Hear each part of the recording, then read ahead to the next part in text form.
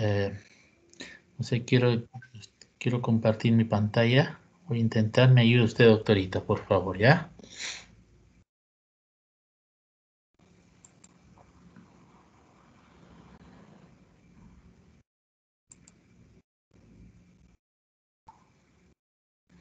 ¿Se ve?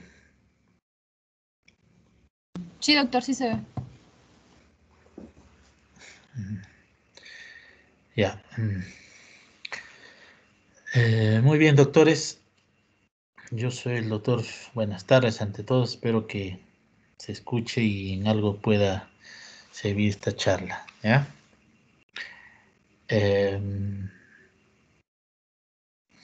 Bien, vamos. Yo soy el doctor Félix Salazar, soy médico asistente, soy cirujano, trabajo en el Hospital Honor Delgado. Esperemos que la charla de hoy les pueda ayudar en algo, ¿ya? Bien, no sé si se nota el puntero. Sí se ve, doctor. Ya, bien.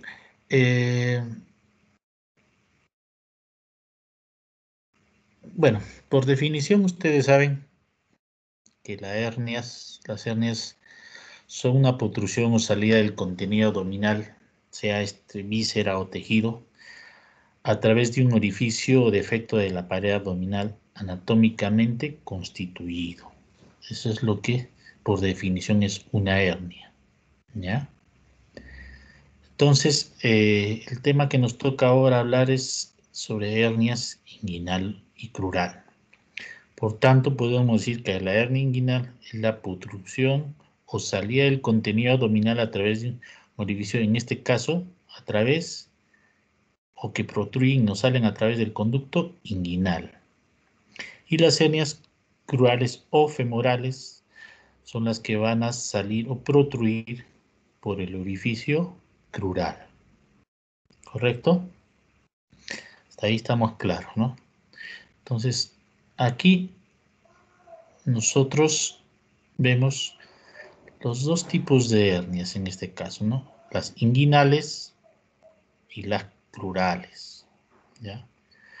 Vamos a hablar más adelante sobre estas estructuras que en sí es el anillo inguinal, el ligamento inguinal que va a delimitar por debajo las hernias crurales y por arriba las hernias inguinales. Una forma de diferenciar con el examen físico, a la inspección, viéndolo al paciente, nos va a orientar a lo que estamos pensando, lo que es la hernia inguinal y la hernia crural. ¿Listo? Bien. Entonces, para ello vamos a hablar lo que es una incidencia, ¿ya? La incidencia en las hernias inguinales, por ejemplo, son las más frecuentes de todas las hernias de la pared abdominal. Más o menos está entre el 75 al 90% del total de las hernias de pared abdominal.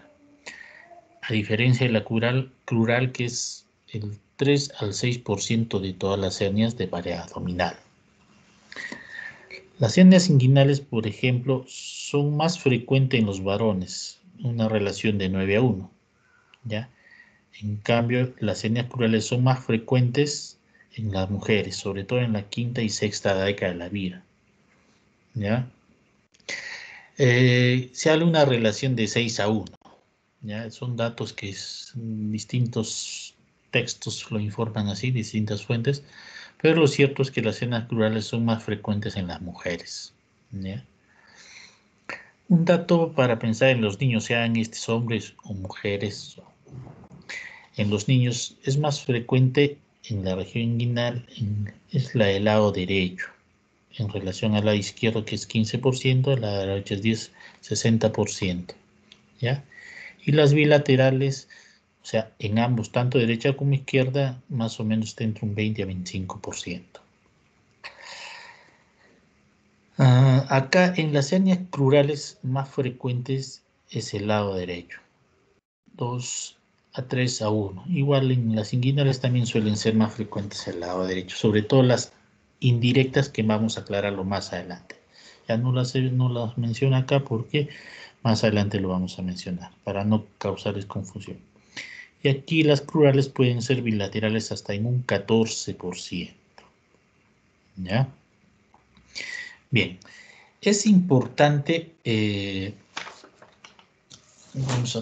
importante conocer dos aspectos fundamentales, ¿ya? Dos aspectos fundamentales acá, para entender lo que es la hernia inguinal.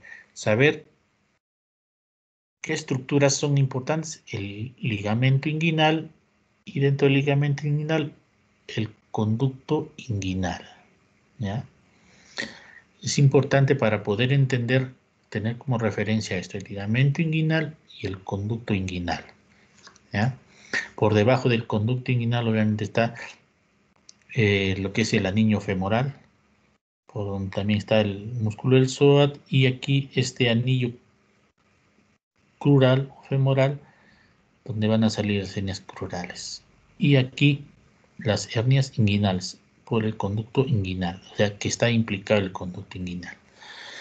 Bien, dicho esto, vamos a revisar lo que es esta zona, la zona o la región inguinal, que no es más que el límite que hay entre el abdomen y el inicio del miembro inferior, ¿ya? Entonces, esta zona, el ligamento inguinal, lo que va a marcar el límite entre el abdomen y el miembro inferior, ¿ya? Y en esta zona están involucrados 4 grupos musculares, principalmente los oblicuos. Es el recto anterior, que no tiene tanta importancia como así los músculos, el oblicuo mayor, el oblicuo menor y el transverso, ¿ya? Las fibras del oblicuo menor generalmente tienen una dirección de arriba hacia abajo. Las del oblicuo menor tienen una dirección de abajo hacia arriba y del transverso en una forma transversal. El oblicuo mayor se le conoce como oblicuo externo, ¿ya? Y el oblicuo menor como el oblicuo interno. Pero nosotros vamos a llamar oblicuo mayor, oblicuo menor y transverso, ¿ya? Por ejemplo, acá vemos el oblicuo mayor en su parte muscular, que posteriormente se hace fibrótica, toda aponeurosis, y se va a insertar hasta el pubis. O sea que todos estos músculos se insertan en la cresta ilíaca anterior superior, lo que nos interesa, hasta el pubis, tubérculo del pubis, ¿ya? Entonces, esto son las fibras aponeuróticas del oblicuo mayor. En esta parte ya se ha cortado el oblicuo mayor, la aponeurosis del oblicuo mayor, y lo que se ve inmediatamente detrás de este es el oblicuo menor. Acá se ven un poco las fibras ya más transversales, porque las fibras del oblicuo menor suben en su parte superior del abdomen, van hacia arriba, pero ya en la parte inferior se hacen más transversales e incluso van a descender en un arco, que lo vamos a describir posteriormente, ¿ya? Y detrás de este músculo está el transverso, este músculo del transverso. Bien, es una primera parte. Vamos a seguir escribiendo esto, ¿ya? Profundizándonos en la anatomía, lo que es el oblicuo mayor, en su parte inferior prácticamente hay un engrosamiento, un refuerzo que le llaman, ¿ya? Un reflejo. Este reflejo se va a insertar en la espina ilíaca anterosuperior y en el tubérculo del pubis. Esto es lo que se conoce, este engrosamiento de la aponeurosis del oblicuo mayor es lo que se llama ligamento inguinal, ¿ya? Es lo que se llama ligamento inguinal. ¿Listo? Acá, por ejemplo, este es el oblicuo mayor, su parte muscular y su parte aponeurótica, donde prácticamente se va a hacer un reflejo, se va a insertar en la espina ilíaca anterosuperior y en el tubérculo del pubis. Y ahí prácticamente hay un refuerzo, se condensan más las fibras para formar el ligamento inguinal. Posterior a este está el oblicuo menor, ¿ya? Oblicuo menor. Acá tenemos dibujado lo que es el oblicuo menor. El oblicuo menor igual se va a insertar en la cresta ilíaca, un poco más arriba y atrás, pero si ustedes se fijan, en esta parte va a ser un arco, ¿ya? Así como el oblicuo mayor tiene una parte muscular. Acá empieza la parte muscular y posteriormente la parte aponeurótica, ¿ya? Y va a ser como un arco. O sea, no se va a insertar en el ligamento inguinal, como lo hace la aponeurosis del oblicuo mayor. Simplemente va a ser un arco y van a terminar sus fibras aponeuróticas prácticamente insertándose en la vaina anterior del recto y alguna parte del pubis, ¿ya? Y posterior a este está lo que está el músculo transverso. El músculo transverso aún más alto todavía se inserta más atrás y hace un arco mucho más pronunciado que el oblicuo menor. Y van a insertarse también en la vaina de los rectos. Mejor dicho, estas dos aponeros, tanto el transverso como el oblicuo mayor, se van a formar acá y van a formar la vaina anterior de los rectos, ¿ya? Acá cuando se unen, en algunos autores lo llaman tendón conjunto. Para algunos autores, anatomistas cirujanos, no lo mencionan, no lo reconocen como una estructura, ¿ya? Porque casi no es frecuente, no ocurre en todos los pacientes. Aproximadamente esto ocurre en un 8 a 14%, donde van a formar un tendón conjunto, ¿ya? Pero aquí tenemos que abrir un detalle. Aquí prácticamente el oblicuo mayor va a ser como un ojal acá. Una de sus fibras van a insertarse a nivel del pubis, en la sínfida del pubis, y algunas fibras van a cruzar hasta el otro lado. Y otras que van a ir más externamente, ya a la espina del pubis. Y acá ustedes notan que dejan un orificio, ¿ya? Acá hay unas fibras arciformes también que se le conocen, que van a entrecruzar de un lado al otro. Este es el pilar, vendría a ser el pilar interno y el pilar externo de este orificio. Y este orificio se conoce como anillo superficial del conducto inguinal. Y acá atrás nosotros vemos, cuando hace este arco el músculo transverso, un anillo profundo.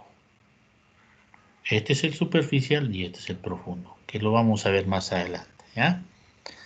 Bien, eso en relación a la parte muscular. Entonces, repetimos. Entonces, esas estructuras que hemos mencionado anteriormente, el oblicuo mayor, el oblicuo menor y más atrás el transverso, van a constituir un conducto, van a formar un conducto que se conoce como conducto inguinal, ¿ya? El ligamento inguinal, el conducto inguinal, por debajo está el agujero crural con sus dos fosas, una músculo nerviosa y una vascular, ¿ya? Este ligamento que ustedes ven viene desde acá de la espina ilíaca hasta la rama ascendente del pubis cerca al músculo pectíneo. Por eso se conoce como ligamento iliopectíneo, que va a dividir todo este anillo femoral o anillo crural en una parte músculo nerviosa y una parte vascular. Y en esta parte vamos a encontrar un anillo crural. ¿Ya? Entonces, lo importante aquí es reconocer estas estructuras: el conducto inguinal y el ligamento inguinal, ¿ya? Esta imagen es para orientarnos mejor en lo que se refiere al conducto inguinal.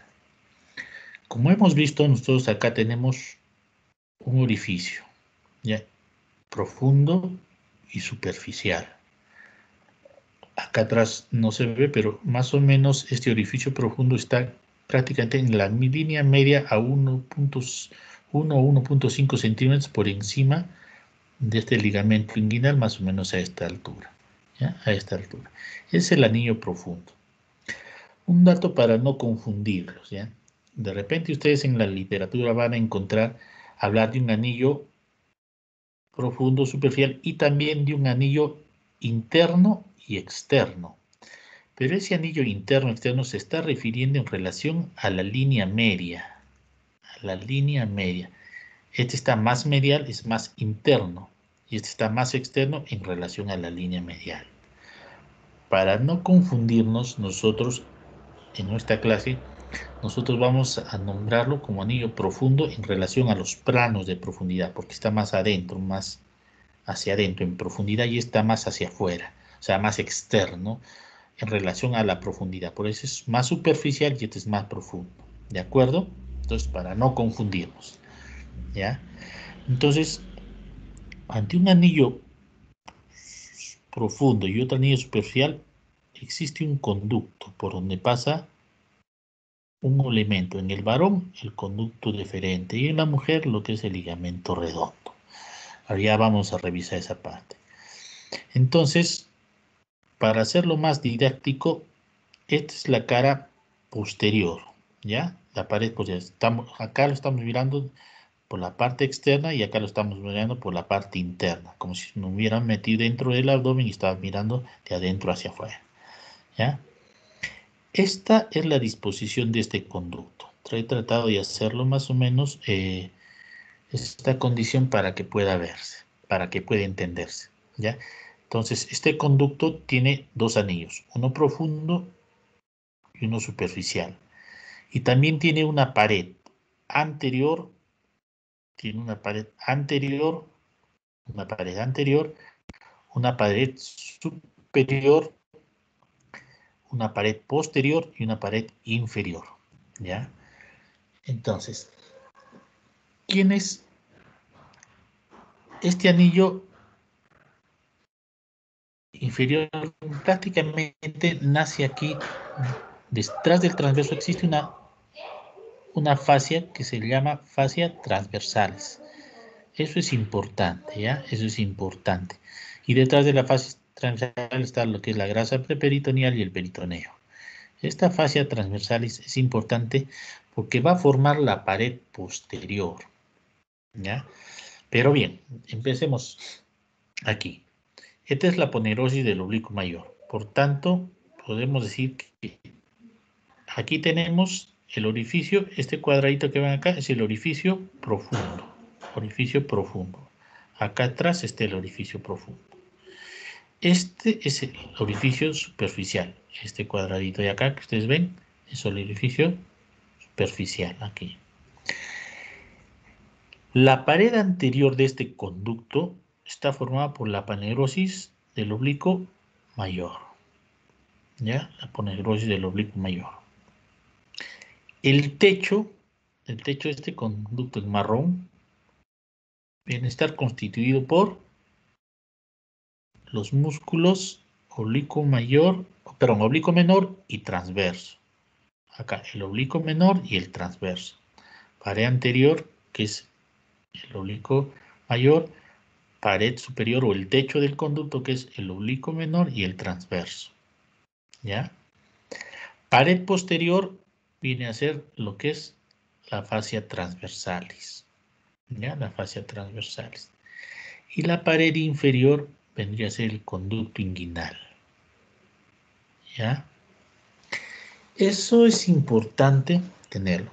Ahora, acá les he pintado en la pared posterior el color de la fascia transversalis con una parte, una esquina acá donde prácticamente algunos autores que también constituye parte de la pared posterior, algunas fibras o algunos tejido aponeurótico del músculo transverso que al momento de insertarse en este tendón conjunto puede llegar hasta la espina del pubis y puede que también en algunos casos vaya a constituir la pared posterior de este conducto. ¿Ya? Entonces ustedes ven acá el orificio profundo por donde entra el cordón espermático, que ya vamos a ver cómo está conformado. ¿Ya? Acá ustedes ven lo que se llama cintilla hilopubiana. Esta cintilla hilopubiana no es más que la condensación de la fascia transversalis, que se va a unir, se va a fusionar prácticamente y va a dar refuerzo al ligamento inguinal, ¿ya? Que muchas veces este término se va a confundir, lo van a confundir en algunos autores, vayan a hablar de cintilla hilopubiana, ¿ya? Y acá mencionan arcada de pupar, que ya vamos, más adelante vamos a aclarar, ¿ya? Hasta ahí tenemos lo del conducto inguinal y lo del ligamento inguinal. ¿Ya? Lo ligamento inguinal. ¿Sí? ¿Hay alguna pregunta ahí? ¿Alguien quiere preguntar? ¿Hay alguna intervención para seguir? No hay ninguna pregunta, ¿no? Proseguimos entonces, ¿ya? Bien. Aquí tengo una imagen, lo que es el conducto inguinal. Algunos le llaman canal inguinal, ¿ya? Aquí está abierto la aponeurosis del oblicuo mayor, ¿ya? Esto de acá. Por encima tengo acá el oblicuo menor que ha sido cortado y detrás el transverso. El transverso, como dicen, las fibras musculares, van a insertarse. Y esto que sale a través de este orificio es el cordón espermático, que en su salida va a arrastrar algunas fibras del oblicuo menor y por tanto van a debilitar esta zona, que es la pared posterior, que es la fascia transversalis. Cruzando esta pared posterior están los vasos epigástricos, ¿ya? Fíjense, este es el orificio profundo, y esta es la pared posterior de todo este conducto, ¿ya? Eso es importante, porque vamos a ver que en estas zonas son donde aparecen los dos tipos de hernia más conocidas de la región inguinal, las hernias directas e indirectas, que las vamos a revisar más adelante. Estos son los vasos epigástricos, ¿ya? Y este es el cordón espermático, que a la salida va a arrastrar algunas fibras del oblicuo menor y en algunos casos algunas fibras del oblicuo mayor, que van a formar el cremaster. Más adelante lo vamos a ir revisando. Bien, entonces el conducto inguinal tiene una pared anterior, que es, repasando la aponeurosis del oblicuo mayor, el techo, que es el oblicuo menor con el transverso, hacen este arco, la pared posterior, que es la fascia transversal, y el piso, que es el ligamento inguinal. ¿Sí? Bien, seguimos avanzando. Esta es una vista posterior. Ya es una vista posterior. Aquí vamos a orientarnos. Este es el ligamento inguinal. Esto que vemos aquí es el ligamento inguinal, que va desde la espina ilíaca anterosuperior hasta el tubérculo del pubis, y en esta parte ya la espina del pubis, que posteriormente el oblicuo mayor se va a abrir su orificio en dos pilares, interno y externo, ¿ya? Por aquí nosotros tenemos el orificio profundo, ¿ya? No lo vemos el orificio superficial porque está por delante, ¿no es cierto? Estamos nosotros dentro de la cavidad, por decir, ¿no? Por la parte posterior. Estos son los vasos epigástricos, ¿ya? Y acá está lo que se llama como el anillo plural, ¿ya? Esto que ustedes ven que está dibujado acá se le conoce como triángulo de Hesselbach, que no es más que parte de la pared posterior, ¿ya? Entonces, este es el triángulo de Hesselbach, ese famoso triángulo de Hesselbach que a los alumnos les complican la vida. Pero lo cierto es que por aquí el orificio profundo y por aquí la pared posterior del conducto.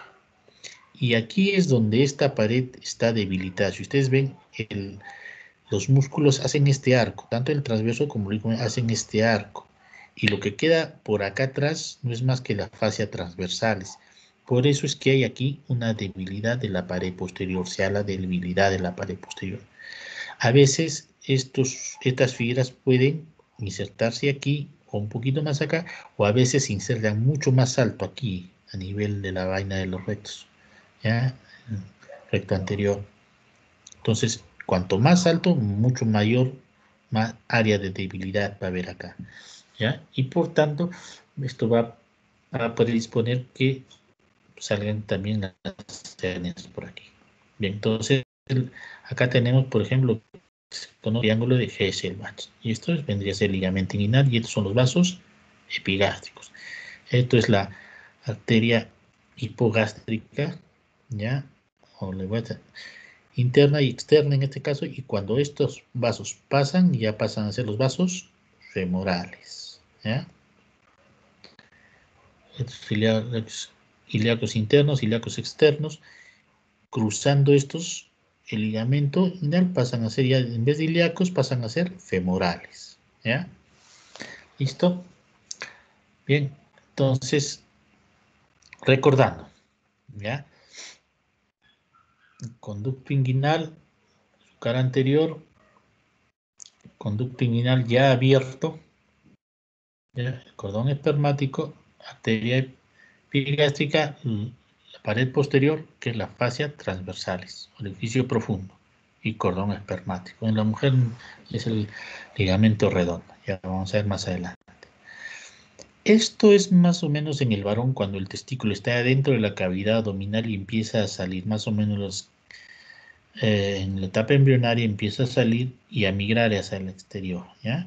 Entonces, al hacer su migración a través de la región inguinal, el conducto inguinal va a arrastrar algunos de estos elementos, como el peritoneo, ¿ya? La fascia transversalis, el transverso y el oblicuo menor.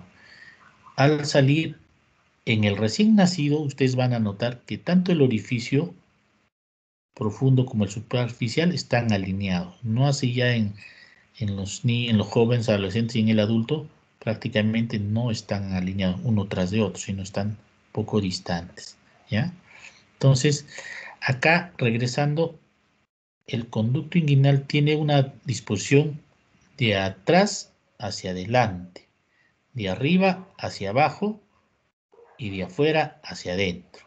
Esa es la disposición. O sea, de atrás hacia adelante, de arriba hacia abajo y de afuera hacia adentro. ¿Ya? Por eso es que en la migración, con la migración y con el desarrollo, por ejemplo, en los niños tenemos los anillos son uno detrás del otro. En el adulto no. El anillo está más arriba y más atrás y este está más abajo y hacia adentro. ¿Ya? Bien. Ahora toca hablar lo que es el cordón espermático. Como dije, en la mujer no hay más problema porque aquí lo que se va a alojar es ligamento redondo, ¿ya? Que se va prácticamente a terminar en el labio mayor. En el varón no es así. En el varón, producto del descenso del testículo, va a arrastrar una serie de elementos, ¿ya? Entre ellos está el conducto deferente. Vamos a tener un plexo venoso, que es el plexo piriforme, una arteria testicular, una arteria deferencial, ¿ya? Y las distintas capas que van a formar este músculo. Como ustedes podrán ver acá, este es el peritoneo, ¿ya? Este es el peritoneo, lo que está en azul. Aquí, en el testículo, se lo conoce como túnica vaginal. Entonces, con el transcurrir, el desarrollo y el descenso del testículo, hay un conducto que se llama peritoneo vaginal. De ahí su nombre, ¿ya? Que conforme se va desarrollando, va descendiendo el testículo, este conducto se va obliterando. Y muchas veces, a veces no se oblitera y queda abierto. Y por ahí es donde van a salir las hernias. En este caso serían las indirectas. Y si esto permanece bien dilatado, va a ser unas hernias que van a llegar incluso hasta el escroto. Que más adelante les voy a enseñar que se llaman inguinoescrotales. Entonces acá, por ejemplo, esto es la vejiga, por si acaso no es el útero de la vejiga. Este es el conducto deferente que viene detrás de las vesículas seminales, detrás de la vejiga, y asciende a través del orificio profundo. Pasa a través del orificio profundo, arrastra parte del peritoneo, lo que viene a ser, y la fascia transversalis, lo que viene a ser la túnica interna, arrastra parte de algunas fibras musculares y unas fascias del músculo oblicuo mayor y oblicuo menor y algún transverso. Se desprenden fibras musculares, lo que va a ser el cremaster. Y saliendo ya del oblicuo mayor por el orificio subficial, hay una pequeña fascia que va a arrastrar también, dependiendo del oblicuo mayor, la túnica externa, ¿ya? Entonces, acá esto viene a ser lo que es el contenido en el varón y en la mujer. Entonces, lo que tenemos en el contenido acá es el conducto deferente. Es el principal, el más llamativo de todos. El conducto deferente, con sus arterias, la deferencial espermática y varios vasitos venosos que son el plexo pampiriforme con algunos nervios, el abdomen genital mayor, menor y el génito crural. En la mujer, lo que se ve aquí más que todo es el ligamento redondo, ¿ya? Ligamento, el conducto deferente en el varón con todas sus estructuras y aquí el ligamento redondo, ¿ya? Eso es para diferenciar. Entonces, repasando, ligamento inguinal, conducto inguinal, este es el orificio femoral por donde pasa el psoas ilíaco, el nervio femoral, ligamento iliopectíneo, este es el músculo pectíneo y su aponeurosis van a formar acá ligamento iliopectíneo y los vasos que al atravesar de ilíaco se van a transformar en femorales, la vena y la arteria. Y aquí hay un orificio que le llamamos orificio o anillo crural o femoral. Estas fibras, esto que ven acá es el ligamento lacunado o de Gimbernahl, ¿ya? Que a muchos les complican también, es el ligamento de Gimbernahl, ¿ya? Listo. Entonces, acá igual, esta es otra vista, un dibujo, este es el ligamento, el cordón espermático que al salir arrastra también lo que es una fascia dependiendo del oblicuo mayor que va a ser la espermática externa o la túnica externa, perdón, ¿ya? Nuevamente aquí, ya, lo que es el anillo, el perigamento inguinal, esto es una celda vascular y esta celda muscular, la celda vascular y la celda músculo nerviosa con el ligamento femoral, el anillo inguinal. Volviendo, aquí nuevamente el cordón espermático que va a salir por el conducto inguinal. Bien, este es un repaso nuevamente, reforzando, esta es la pared posterior que está constituido por la fascia transversalis, los núcleos oblicuo menor, el oblicuo menor y el transverso y el oblicuo mayor. Y acá lo que es el ligamento inguinal o arcada de pupar. Y esta es la cintilla hilopubiana, que es un refuerzo de la fascia transversalis. En algunos casos, refuerzo también dicen del transverso, que algunos anatomistas lo llaman así, y que se va a unir acá a reforzar el ligamento inguinal. ¿Ya? Bien. Ya hemos hablado, espero que hayan comprendido lo que es el ligamento inguinal, y estos son los nombres que en algunos textos van a encontrar. ¿Ya? El ligamento inguinal se le conoce como ligamento de pupar, arcada de pupar, ligamento iliopubiano, la otra era cintilla iliopubiana, ¿ya? De Thomson, esta es ligamento cintilla iliopubiana, también se le conoce cintilla o ligamento de Thomson, ¿ya? Entonces, para que tengan eso como referencia. Pero lo más conocido es el ligamento de pupar, arcada de pupar, ligamento iliopubiano. En algunos textos lo mencionan como arcada crural o femoral. Aunque he escuchado algunos que todo este orificio, este orificio femoral lo llaman como arcada crural. Entonces, generalmente los textos llaman al ligamento inguinal como arcada crural. Hay unos textos como Romero Torres lo menciona. Y todo esto es el anillo, el conducto femoral con sus dos celdas, músculo nerviosa y vascular. Y esto de acá, que está por dentro de la vena, se conoce como anillo crural. Por aquí van a salir las hernias crurales, ¿ya? Por aquí va a ser las hernias inguinales por el orificio y por la debilidad de la pared posterior. ¿Por qué? Porque le hemos dicho que nosotros en el anillo inguinal tenemos esto que está debilitado, ¿ya? Aquí, esta hay una debilidad porque todas las fibras, tanto músculos como aponeuróticas, hacen un arco y acá solo encontramos una pared posterior. Esto normalmente está debilitado. Entonces, los sitios por donde salen Las hernias inguinales son por el anillo profundo y la pared posterior. Y las crurales por el orificio crural. ¿Ya? Hasta ahí espero que esté claro, me hayan comprendido, me haya dejado comprender. Bien. Después lo vamos a volver a tocar, pero necesario esto que ustedes, para que no se confundan, nosotros vamos a llamarlo siempre en ligamento inguinal para no confundirnos. Pero como lo repito, pueden encontrarlo en algunos casos como esto, ligamento para ligamento iliopubiano, arcada crural o femoral. ¿Ya? Ahora bien, hay factores predisponentes que van a hacer posible esto, que se vayan a producir las hernias, ¿ya? Entonces, uno es la herencia, ¿ya? La herencia. Ustedes se van a dar cuenta de que hay familias donde tienen esa predisposición, casi todos los miembros, en alguno de ellos siempre va a haber, es lo más frecuente. Igual en el sexo, ¿ya?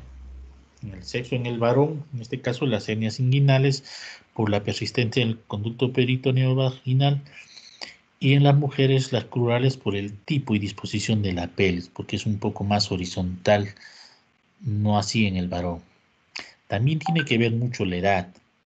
La edad en el sentido de que las fibras musculares y todos los tejidos se van a hacer mucho más, van a estar más debilitados con la mayor edad que tengan. Y en los menores, por la persistencia de este conducto peritoneo vaginal. ¿Ya? La obesidad tiene que ver, sí tiene que ver, no necesariamente por la presión, es cierto, ¿no? Pero yo me refiero en este caso a que parte de las estructuras van a estar infiltradas por tejido graso y eso de alguna manera puede debilitar las estructuras. Y estas las deficiencias musculaponeuróticas que ya las hemos visto, en algunos casos las deficiencias de colágeno. Entonces, los factores predisponentes son los que van a dar prácticamente van a sembrar el terreno por donde puede producirse las hernias. Y los factores desencadenantes, ya prácticamente, son los que van a causar el aumento de la presión intraabdominal. Ya, todo aquello que va a causar una presión intraabdominal ante a unos factores predisponentes como son la herencia, el sexo, la edad, la habilidad, van a desencadenar la protrusión del contenido intraabdominal, sea víscera o tejido. ¿Ya? En este caso vuelvo a mencionar la obesidad porque va a causar aumento de la presión intraabdominal, el tener bastante panícula, el próximo mesenterio, o epiplo, mejor dicho, lleno de grasa, el mesentero de grasa, va a aumentar la presión intraabdominal, el embarazo, la retención urinaria, la tos, los esfuerzos. En las personas de edad, por ejemplo, cuando tienen hipertrofia de próstata, va a condicionar un aumento sostenido de una retención urinaria casi sostenida, donde el paciente orina poco a poco, pero siempre va a estar llena y esto va a condicionar aumento de la presión intraabdominal. Y esta presión intraabdominal va a hacer que la presión de hacia adentro hacia afuera empuje el contenido sobre el continente y pueda desencadenar ya y desarrollarse las hernias. ¿Ya?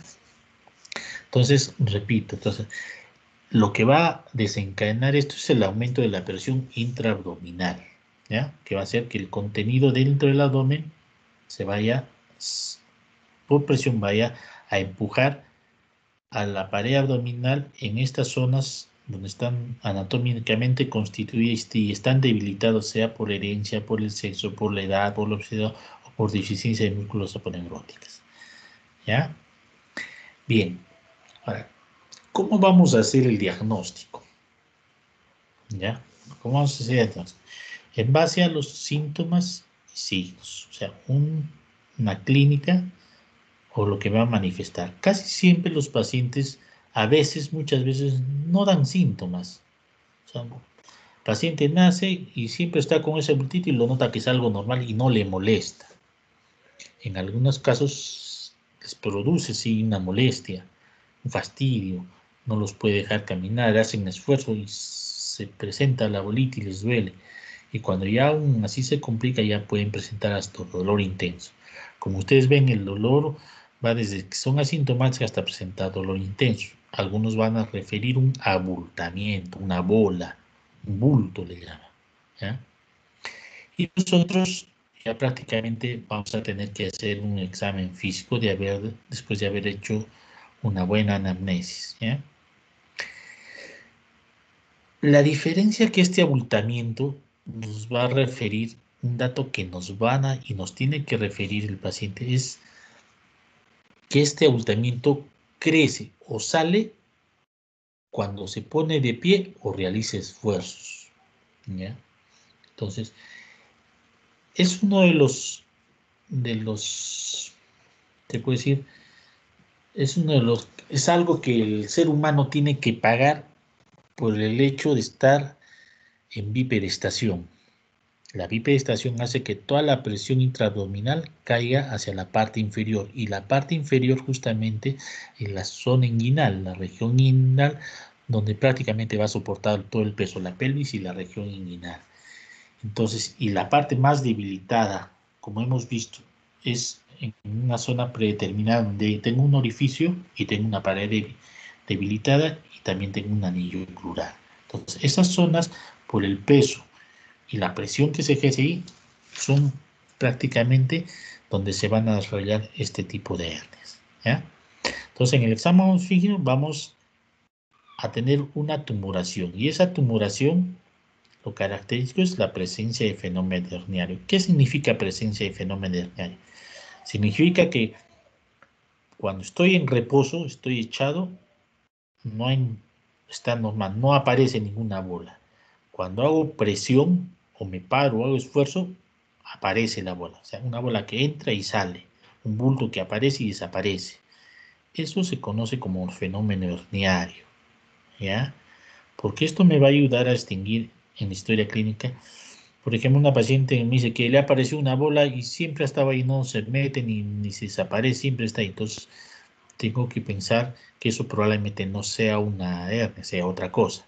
Entonces, aquella presencia de un bulto que entra y salga, aparezca o desaparece, se llama fenómeno herniario. Entonces, tiene una alta probabilidad que esto sea una hernia. Y después ya hay una serie de maniobras, entre las más conocidas son la maniobra de Landivas para las hernias inguinales, que más adelante la vamos a describir, ¿ya?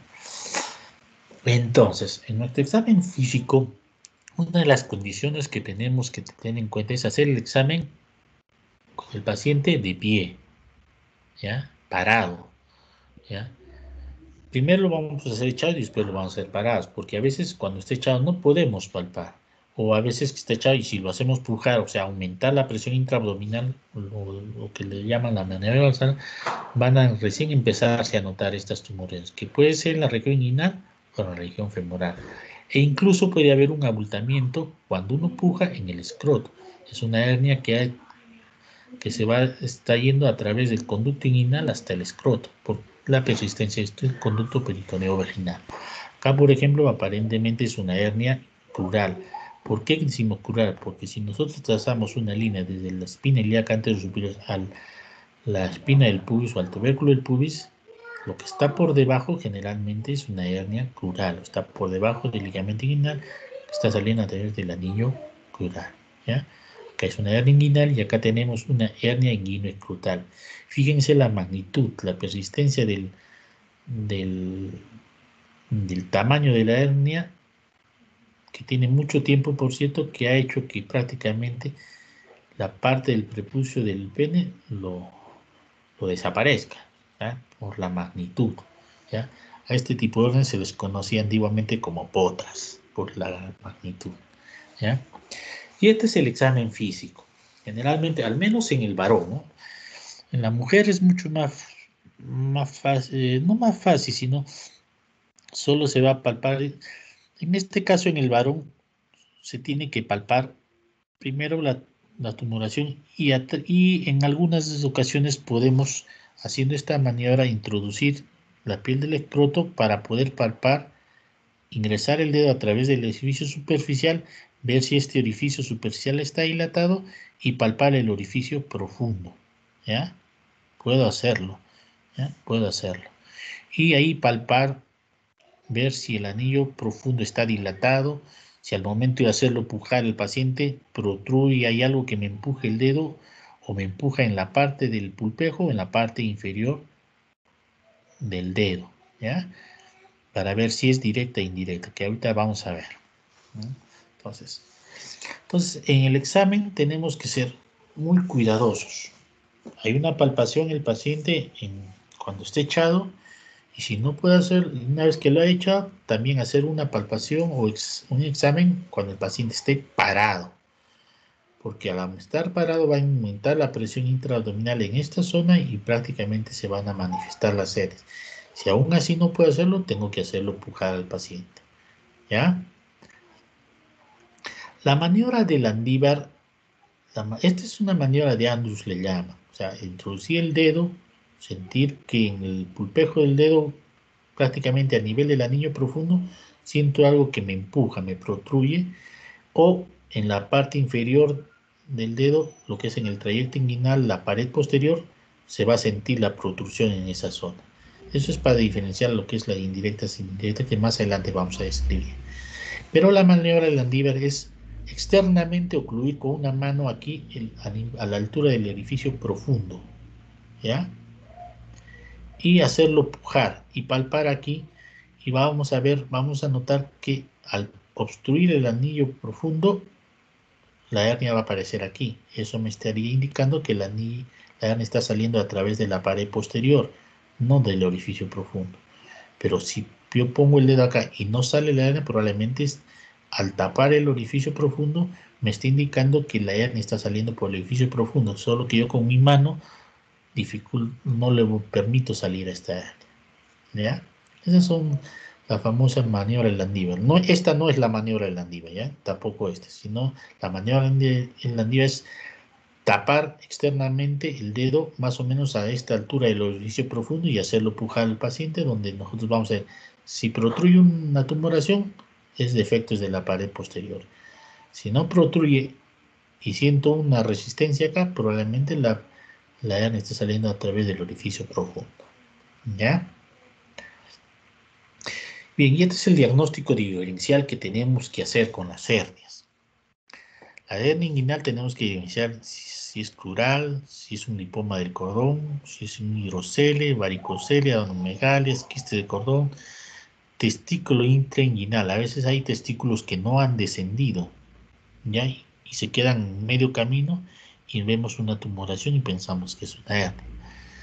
Y si hay un antecedente que ha recibido un golpe en esa zona, podría tratarse incluso de un hematoma residual.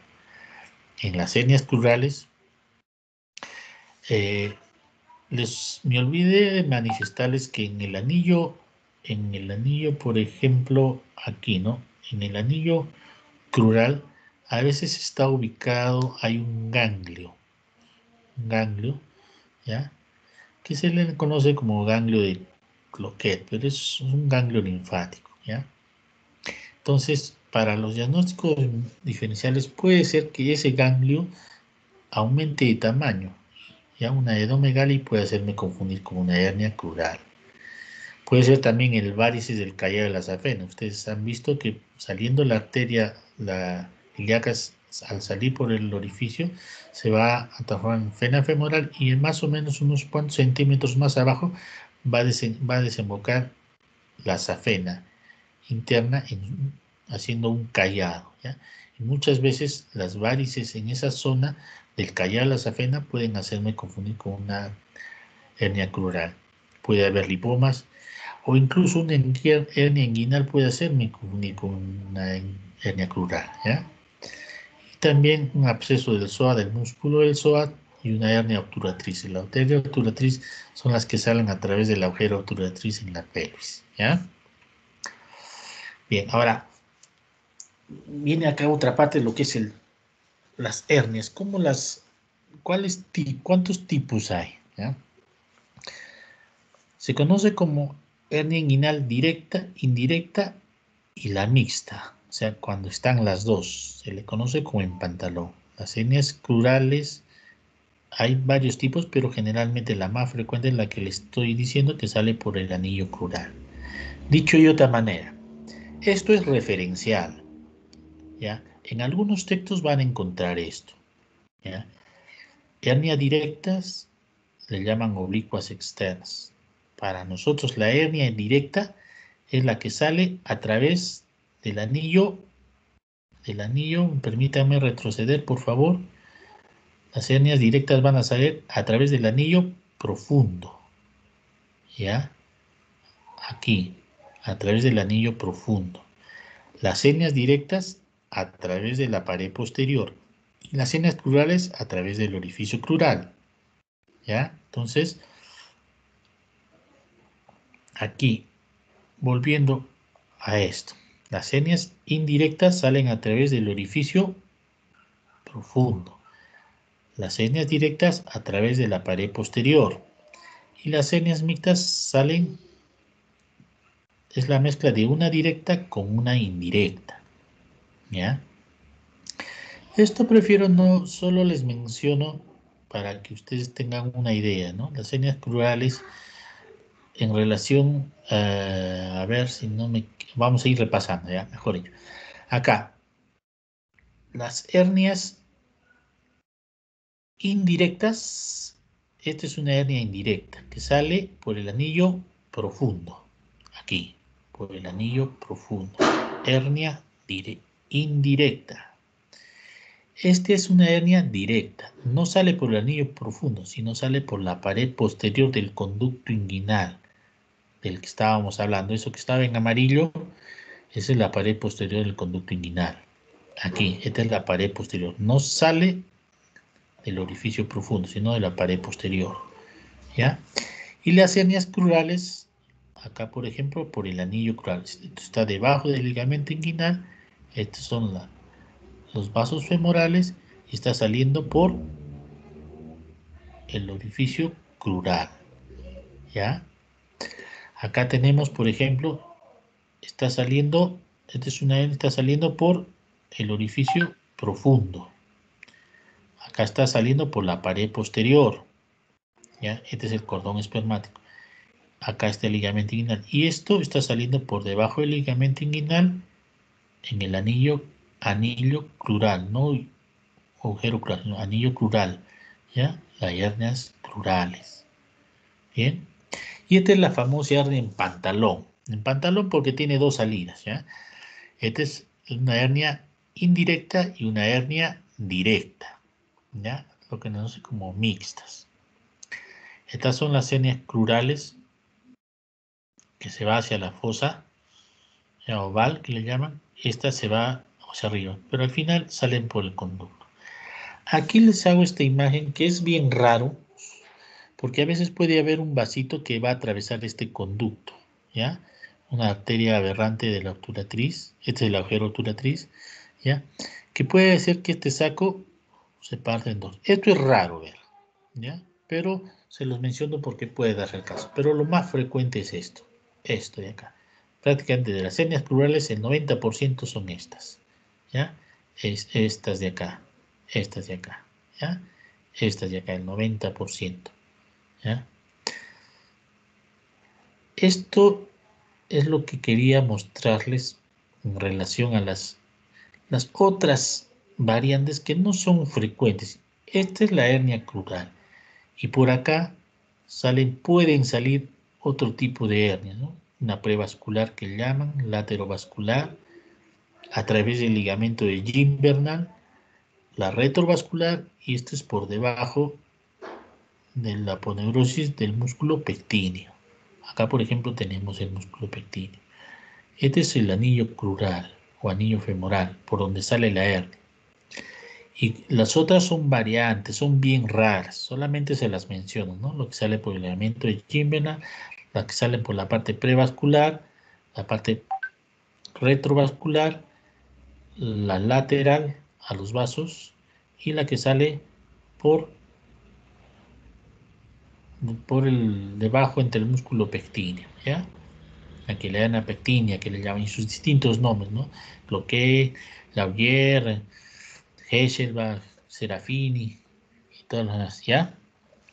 Y sus nombres. Pero, como les repito, estas son raras. Esta es la más frecuente, la que sale por el anillo crural, ¿ya? Entonces, regresando aquí, las hernias inguinales pueden ser directas, indirectas y mixtas.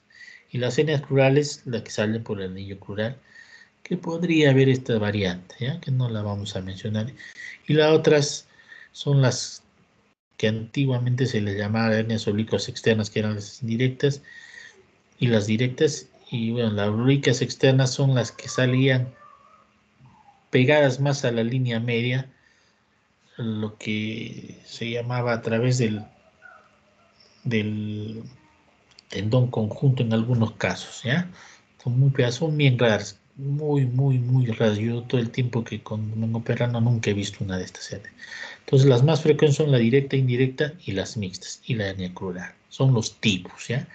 Repasando acá, esta sale por el orificio profundo, esta sale por la pared posterior y esta por el anillo crural. Y aquí por el orificio profundo, por la pared posterior, por el anillo crural y acá la hernia en pantalón, ¿ya? Bien, hasta aquí espero que se haya entendido lo que son las hernias inguinales, el conducto inguinal, el ligamento inguinal, el orificio crural, por donde salen las hernias crurales, ¿ya? Ahora, dentro de las hernias puede haber unas características que las hacen, que pueden ser reductibles, o sea, que sale la hernia y se reduce, o sea, se vuelve a meter. Y hay otras que han salido y ya no se vuelven a meter, ¿ya? Disculpen el término que lo diga así, pero es para que se me entienda, ¿ya? Y dentro de las irreductibles está la encarcelada, algunos dicen, otros conocida como encarcerada.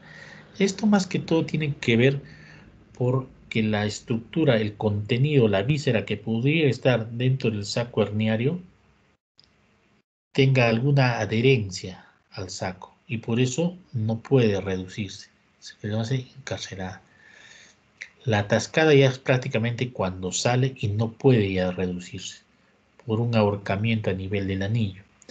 Y cuando esto ya empieza a ocurrir trastornos vasculares, isquémicos, prácticamente se puede estrangular, lo que se conoce como estrangular. Eso ya lo van a revisar más detenidamente en lo que es un tema de hernias en generalidades, ¿ya? Y hay una clasificación de estas hernias, ¿no? Hay varias clasificaciones que se han propuesto y la más aceptada y la más trabajada es la clasificación de Nyhus, donde la clasifica en hernias tanto las inguinales como las plurales en tipo 1 o de la región inguinal, la tipo 1, tipo 2, tipo 3 y tipo 4. La tipo 1 es la región inguinal indirecta, o sea, con un anillo interno normal. Estas con el anillo interno normal, sobre todo son las congénitas, las que están en los niños, ¿ya? Porque es la persistencia del conducto peritoneo vaginal. Las hernias tipo 2 son las hernias inguinales indirectas, pero ya con el anillo profundo, o sea, el interno dilatado, ¿ya? Este interno se refiere más que todo a lo profundo, ¿ya? El anillo profundo, ¿ya?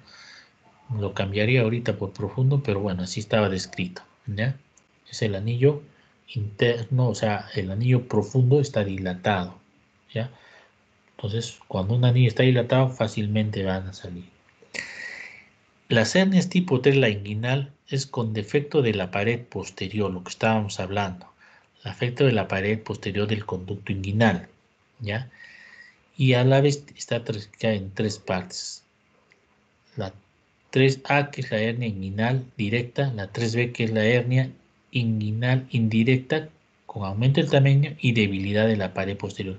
Esto es lo que se conoce como hernia en pantalón, porque es tanto el anillo inguinal dilatado, ya es del adulto en este caso, o sea, una indirecta con una directa, que es la debilidad de la pared posterior.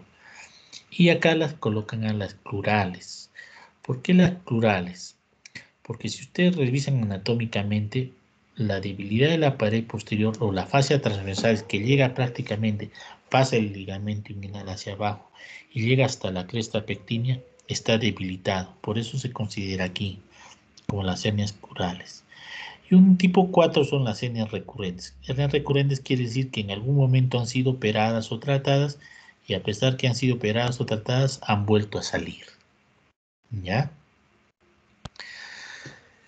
Y como les repito, estas son las complicaciones que pueden haber. Desde el atascamiento, o sea, sale la hernia y ya no puede meterse y empiezan a haber cambios, sufrimientos vasculares que llegan a una estrangulación. ¿Ya? Y si es una intestinal la que se ha metido, también puede haber obstrucción intestinal. Acá falta una L. ¿Ya?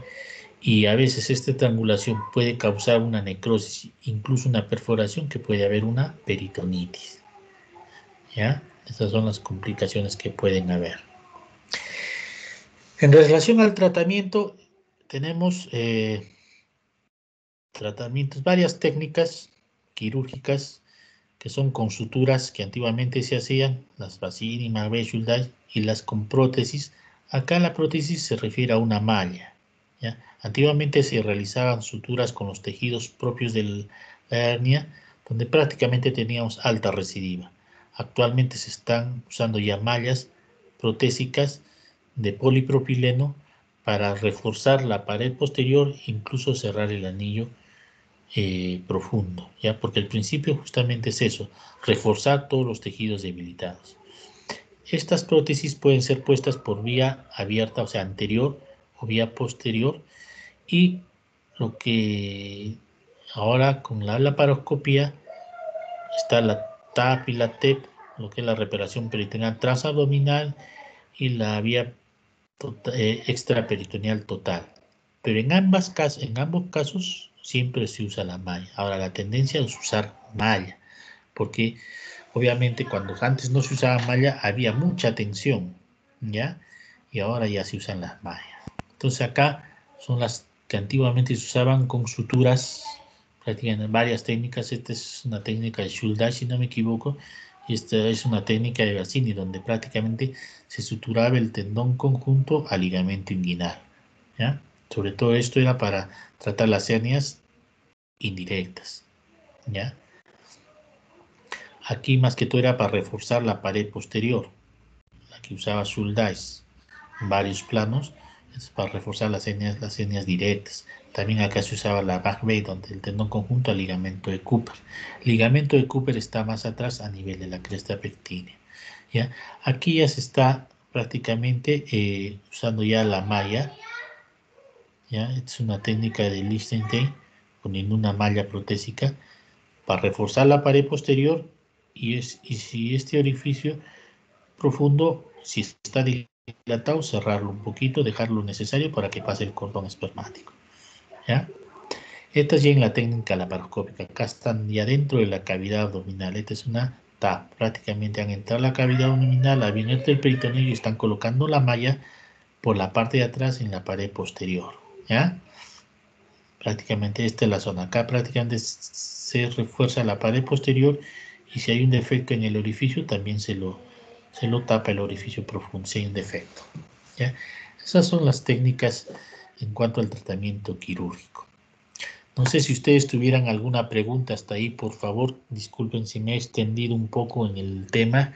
He tratado de que más o menos se comprenda porque es un poco difícil a veces en los alumnos entender lo que es la anatomía de la región inguinal y muchos se confunden. Entonces, para mí era importante que ustedes sepan bien lo que es la parte anatómica para poder entender cuándo es una hernia inguinal indirecta, directa y una hernia crural y sus variantes que pueden haber. ¿Ya? Por favor, si hubiera alguna pregunta, háganlas ahora, ¿ya?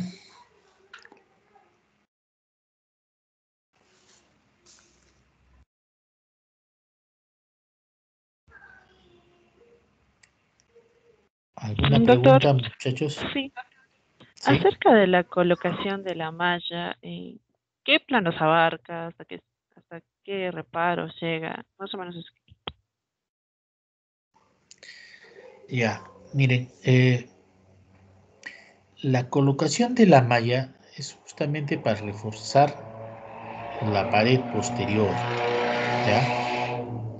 En las técnicas abiertas, por ejemplo, la Liechtenstein, se van a reparar, se va a colocar la malla, se va a fijar, mejor dicho, la malla, primero en el tubérculo del pubis. A ver, permítanme retroceder, por favor, aquí en esta parte de aquí, a ver dónde tengo una. Ah, no, aquí. Acá, por ejemplo, ¿no? Esta es la debilidad de la pared posterior. Entonces, se pone un punto aquí en el tubérculo, en la espina del pubis, y después se la fija en todo al nivel del ligamento inguinal. Lo que viene a ser la parte inferior, ¿ya? Pongo la malla aquí. Esto que ven acá, no sé si me nota, esta es la cresta pectínea, lo que vendría a ser el ligamento de Cooper, ¿ya? No es el dibujo adecuado, pero en este caso el ligamento inguinal, la malla se fija acá, ¿ya? Acá se fija la malla. Otros fijan la malla en este tendón conjunto y en esta parte de aquí, y aquí le hacen como un ojal para que pueda pasar el conducto en esta parte de aquí. Ya, acá le hacen un ojal, acá se ve el ojal. ¿Ya? Acá se ve el ojal y acá nuevamente la vuelven a unir. ¿Ya? Pero se ha visto el caso en algunas ocasiones, por ejemplo, regresando, disculpen que regrese aquí, en algunos casos, que este defecto, como la malla está fijada aquí en el ligamento inguinal, esta hernia se deslice por debajo y salga por el conducto crural, por el anillo crural, mejor dicho.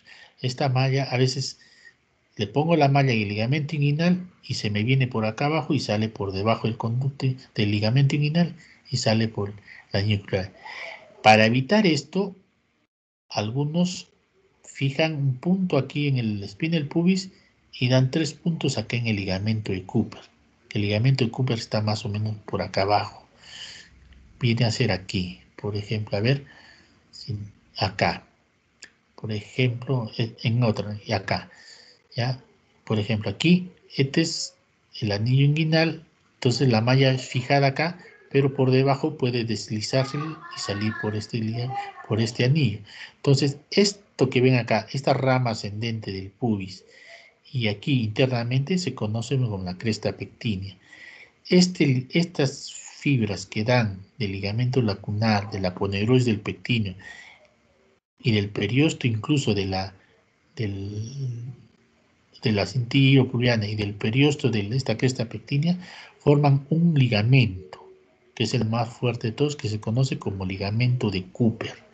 Entonces, algunos ponen la malla acá a un punto y le dan 2 puntos acá, teniendo cuidado de no lesionar esto, y después continúan dando la malla, de tal manera que al cerrar, poner la malla acá va a hacer que evitar que toda la malla, toda la, todas las hernias que salgan por la pared posterior del conducto se vayan a deslizar y salgan por el ligamento, por el orificio crural. ¿Ya? Esa es una técnica, la técnica de Liechtenstein y su variante, una variación que le han hecho al poner esos puntos en el ligamento de Cooper. En las laparoscópicas, generalmente, antes se ponía unos tackers, ¿ya? Se la fijaba en estas zonas, solo en estas zonas, pero nunca en esta parte, lo que se conoce como el triángulo de Doom, porque por acá hay arterias, venas y nervios. Solo se la colocaba y solo se la fijaba. Ahora hay incluso hasta pegamento donde se le echa, un tipo de pegamento especial donde se le echa y se queda adherida ahí la malla. Pero generalmente con un punto, sobre todo en esta zona, más nunca en esta zona, se la suele fijar la malla y posteriormente esto se cierra el peritoneo. El peritoneo tiene que cerrarse. Cuando se hace una transabdominal tiene que cerrarse el peritoneo porque esta malla en contacto con las vísceras puede ocasionar perforaciones. ¿Ya? Sí, doctorita, ¿se aclaró su pregunta? Sí, doctor, muchas gracias. ¿Alguna otra pregunta que quieran hacer? Por favor. Cuando no hay preguntas, pues que todo se ha entendido o nada se ha entendido. Sí, dígame, por favor. Ya que mostró sus hermosos dibujos, ¿podríamos ver lo que es el triángulo de Gesser? ¿Cómo? El El triángulo de triángulo de Gesser. Hesselbach. Gessert, así lo encontré en el Hescher, libro. Gessert, así. el triángulo H-E-S-S-E-R-T. William Hescher. Así, mira. Porque ahí va. Ya, la entiendo. Hay un triángulo, ya. Vamos a tratar de ver esto, ya, mire. Miren, acá hay unas cosas que el, ¿cómo le repito? A ver, y ahora que me acuerdo, me suponía que en algún momento me iban a hacer esta pregunta. Acá tengo esto. Por ejemplo, ¿no? Aquí, esto es un mecanismo, esto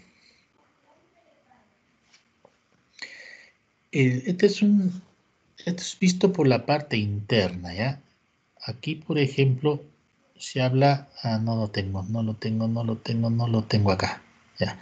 Pero bueno, vamos a tratar de explicar, ¿ya? El ligamento el triángulo de Hesselbach es este de acá, donde está la parte externa, es los vasos epigástricos, la parte interna es el borde del músculo del recto anterior. En algunos casos hablan de las arterias umbilicales obliteradas, lo que antes iba al cordón, pero en alguna literatura generalmente toman como el borde lateral del recto anterior, ¿ya? Y la parte inferior es el ligamento inguinal. Es el triángulo de Hesselbach. El triángulo de William Hescher no es este, es que muchas veces así como ahora, ¿no? Este, el, el arco aponeurótico, el músculo aponeurótico, muchas veces llegan no a insertarse hasta el borde inferior del músculo anterior, sino poquito más alto, tanto el transverso como el oblicuo. Y acá me van a formar otro triángulo. Este es el triángulo de William Hescher, ¿ya? Este triángulo de William Hescher, e incluso hablan de un cuadrilátero, ¿no? Pero no quiero marearlos más, ¿ya? Ya que me has preguntado, el triángulo de William Hescher vendría a ser el ligamento inguinal, el borde anterior del recto y el arco aponeurótico del transverso, ¿ya? Eso es lo que vendría a ser el triángulo de William Hescher, que sí lo describen porque, bueno, lo encontraron, pero lo que normalmente ustedes suelen ver es el triángulo de Hesselman, ¿sí? ¿Se entendió hasta ahí? ¿Eso responde a tu pregunta, Sí, sí, doctorita? doctor, sí, gracias. Sí, más bien también, justo como hablaba del cuadrilátero, hace referencia, supongo, al de Fuchsau, algo así. El cuadrilátero de Fuchsau No, el como la región inguinal cuadrilátero, plural, ¿o es eso? el cuadrilátero de Foucault es este, es una referencia anatómica, ¿ya? Donde prácticamente está a unos centímetros de la espina del pubis, o sea, entre las líneas, entre las espinas, ¿ya? Es una ubicación topográfica, ¿ya? Una línea que se produce entre las espinas, acá en la parte inferior del borde del pubis, aquí es un cuadrilátero, se dibuja un cuadrilátero. Es el cuadrilátero de Fouchard, ¿ya? Eso es otra cosa. Es simplemente para ubicar la región inguinal, que lo describen generalmente en Michan, si no me equivoco, ¿ya? Ya, eso es como decir, te están señalando la región inguinal, tomando como referencia por la parte interna una línea vertical, una línea horizontal, la parte del sínfisis del pubis y una línea medial, ¿ya? Es el cuadro de Chofal. Fouchard que le llaman, ¿ya? ¿Sí? ¿Sí, doctorita? Sí, sí, doctor. Ya. ¿Alguna otra pregunta, por favor?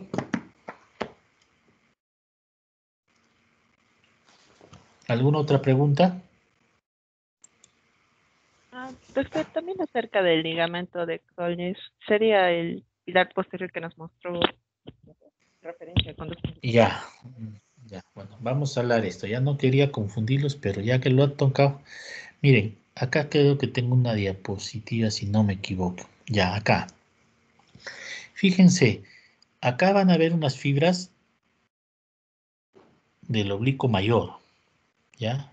Las fibras que van a terminar a nivel del tubérculo del pubis, la sínfisis del pubis, y otra en la espina del pubis, ¿ya?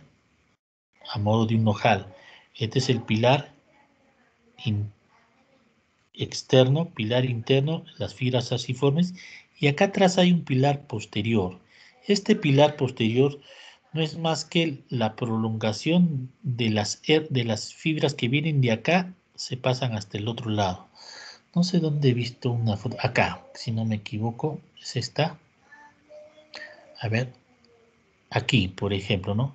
Estas fibras de acá van a llegar, no solo llegan acá, pasan la línea media por detrás y se van hasta acá atrás, ¿ya? Se van hasta ahí. A ver, acá, por ejemplo.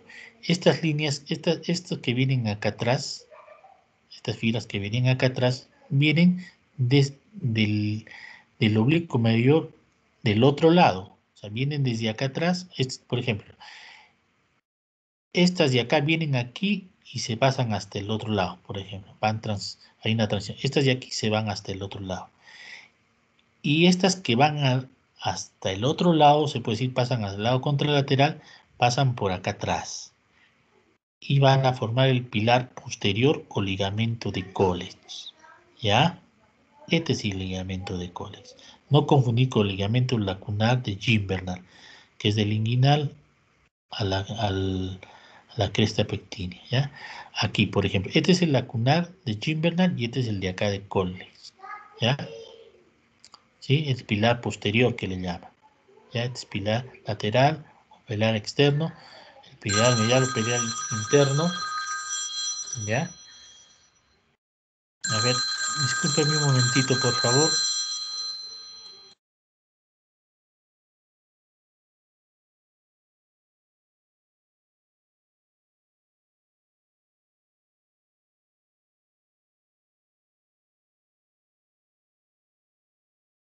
Entonces, esto es el ligamento de Colles que le llaman, ¿ya? Lo que viene a ser el pilar posterior del anillo superficial, ¿sí? ¿Les aclaro su pregunta, doctoras? Entonces formaría parte de la pared posterior del conducto. No forma Detrás de parte de la la pared. pared posterior. No forma parte de la pared posterior. ¿Por qué? ¿Por qué? Porque la pared posterior, mejor dicho, a ver, ¿dónde estamos? Aquí, ya. Acá, por ejemplo. Aquí es el anillo profundo, es el anillo profundo. El ligamento de Colles estaría más o menos por acá. Prácticamente esto está sobre el hueso, sobre el tubérculo del pubis, y acá está la espina del pubis, ¿ya? La espina del pubis está acá adentro. Este es el tubérculo del pubis y más acá adentro está la espina del pubis, y el pilar, el ligamento de Colles viene acá atrás. A ver, aquí si no, acá, por ejemplo, acá no hay ningún Colles, porque la aponeurosis del oblicuo mayor está por delante, es anterior, y acá la pared posterior no llega aquí. ¿Se da usted cuenta? ¿Ya? Acá es la pared posterior. Este sí es el ligamento del Gimbernal, se puede decir.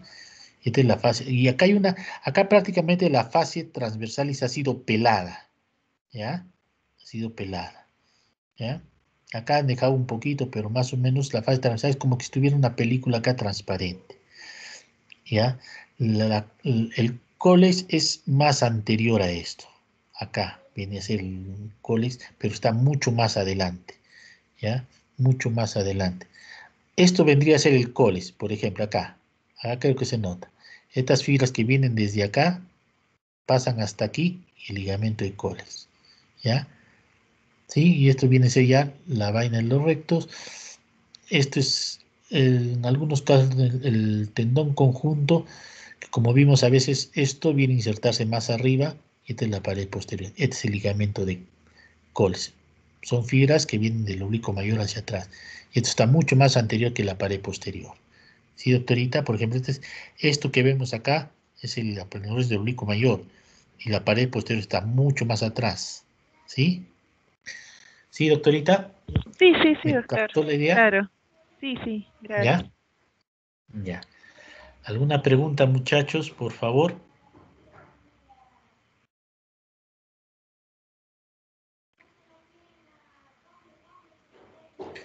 ¿Una pregunta hasta aquí? Creo que ya no hay preguntas, doctor. Ya, Aunque, doctor, muchas gracias. Sí, dígame, acerca del triángulo de la dígame, muerte. doctor. Ah, El triángulo de la muerte. bueno, doctorita, yo no he leído el Triángulo de la Muerte, discúlpeme, nunca he leído el Triángulo de la Muerte. De repente, no sé, se referirán quizás, no sé, no se me ocurre. Tal vez quizás en cuestión de cirugía laparoscópica, en esa zona donde están los vasos, venas y nervios, no puede ponerse ningún punto, ningún taque ni nada. Tal vez se requiera, pero la verdad no conozco, no he escuchado nunca el Triángulo de la Muerte. He escuchado el- el- la zona del cuadrado de Doom, que le llaman. No sé si a eso se refieren.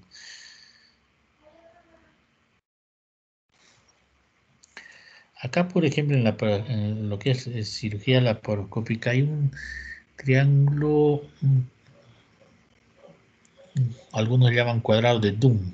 No sé si a eso se refieren, ¿no? ¿Dónde está? ¿Dónde está? La verdad yo nunca he escuchado esta parte de aquí, ¿eh? Donde hay prácticamente los vasos, porque la malla que se pone, la malla se coloca en toda esta zona. Cuando entra a poner una malla se coloca en toda esta zona. Entonces no creo que se refieran a este triángulo. No lo sé, doctorita. La verdad no sé, no he escuchado. Estoy presumiendo, ¿no? Ya, la verdad no podría responderle porque no lo he leído el triángulo de la muerte. Ya, discúlpeme, voy a revisar. El único triángulo de la muerte que sí se conoce es el que está en la cara, ¿no? O sea, en la zona entre la nariz y es donde prácticamente antiguamente las infecciones uno las tenía y se iban hasta la meninge, ¿no? Por eso se le llamaba el triángulo de la muerte. Que yo sepa otro, no he escuchado en la región inguinal. Sí, no hay ¿Sí, problema, doctores? doctor. Muchas gracias. Sí. ¿Ya? Entonces, ¿alguna pregunta más que hicieran, doctores?